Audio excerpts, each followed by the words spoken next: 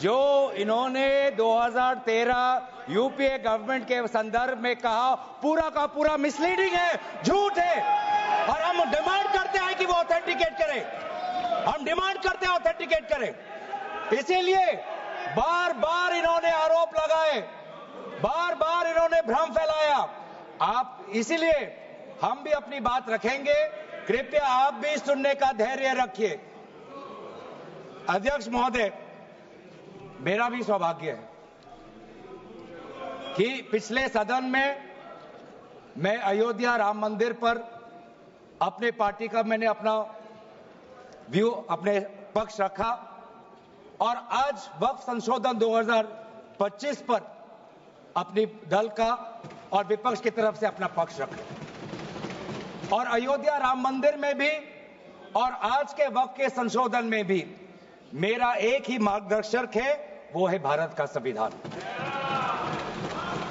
भारत का संविधान जो कहता है कि हमारा भारत में हर व्यक्ति को सामाजिक, आर्थिक और राजनीतिक न्याय, विचार, अभिव्यक्ति, विश्वास, धर्म और उपासना की स्वतंत्रता और साथ साथ में यह कहता है कि व्यक्ति की गरिमा और राष्ट्र की अखंडता सुनिश्चित करने वाली बंधुता।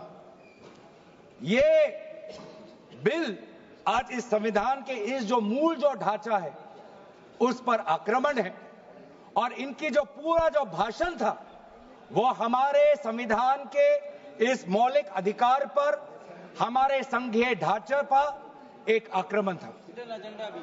आज इस सरकार का इस बिल के द्वारा 4 इनके मूल उद्देश्य। पहला मूल उद्देश्य है कि संविधान को कमजोर करना, टू डाइल्यूट द कॉन्स्टिट्यूशन। इनका दूसरा उद्देश्य है भ्रम फैलाना, to defame the minority communities of India. इनका तीसरा उद्देश्य है to divide the Indian society. हमेशा एक हमारे बीच में एक लिटिगेशन चलता रहे, मसला और बढ़ता जाए, ये उनका उद्देश्य है। और चौथा इनका उद्देश्य डाइल्यूट, डिफेम, डिवाइड, और चौथा इनका उद्देश्य है to disenfranchise the minority communities. आज माइनॉरिटी कम्युनिटीज के प्रति अपनी संवेदना जता रहे हैं। सर, कुछ हफ्ते पहले देश में विभिन्न जगहों में लोगों ने ईद की शुभकामनाएं एक दूसरे को दी। और क्या आपको पता है कहां इनकी डबल इंजन की सरकार ने लोगों को रास्ते पे ईद का नमाज भी पढ़ने नहीं दिया। और ये बात करेंगे आप अल्पसंख्यकों के प्रति अपनी संवेदना जताते हैं। मैं पूछना चाहता हूं कि आपके लोकसभा में कितने एमपीज अल्पसंख्यक हैं? पहले उसका विवरण दीजिए और फिर हमें बताइए कि आपके दिल में कितना संवेदना है। सर, मेरा तो मैंने जिस दिन भी ये बिल इंट्रोड्यूस हुआ उस दिन भी आदरणीय मंत्री को मैंने सुना और आज भी मैंने उनको सुना।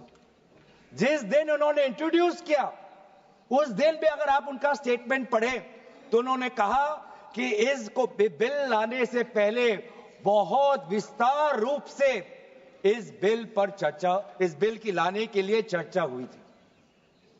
सर, पूरा का पूरा मिसलीडिंग। 2023 में सर सरकार 24 में आई, ये खुद 24 के बीच में इन्होंने अपना बिल लाया।